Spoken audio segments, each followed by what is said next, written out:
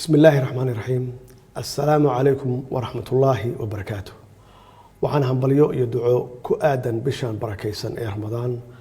aan u dirayaa dhammaan dadka Soomaaliyeed iyo ummadda muslimiinta ah bishan soonqaadka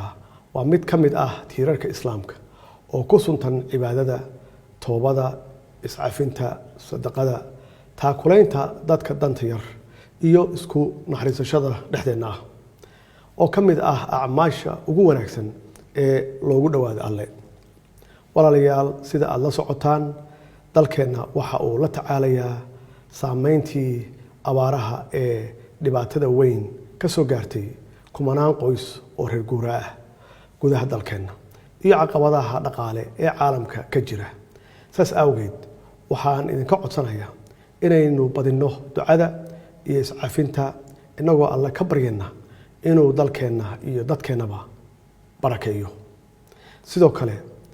fadliga bishan barakeysan awgeed waxaan ugu baaqayaa dadka Soomaaliyeed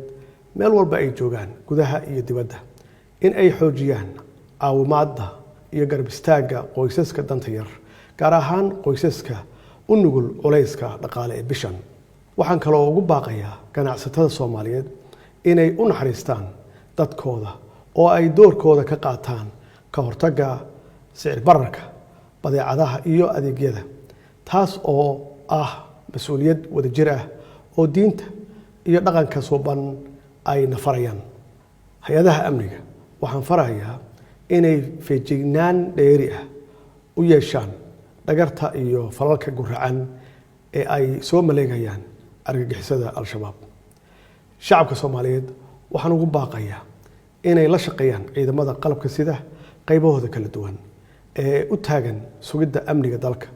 ilaalinta nafta sharafta iyo hantida dadka Soomaaliyeed alle haynaga aqbalo cibaadada iyo camalka suuban hana waafajiyo khayrka bishan barakeysan qalbigeena ha ku xoojiyo isjacayl dhexdeena ah dalkeena mid nabad ah oo ku tilmaaman horumar iyo barwaaqo wassalaamu calaykum waraxmatullaahi wabarakaatuh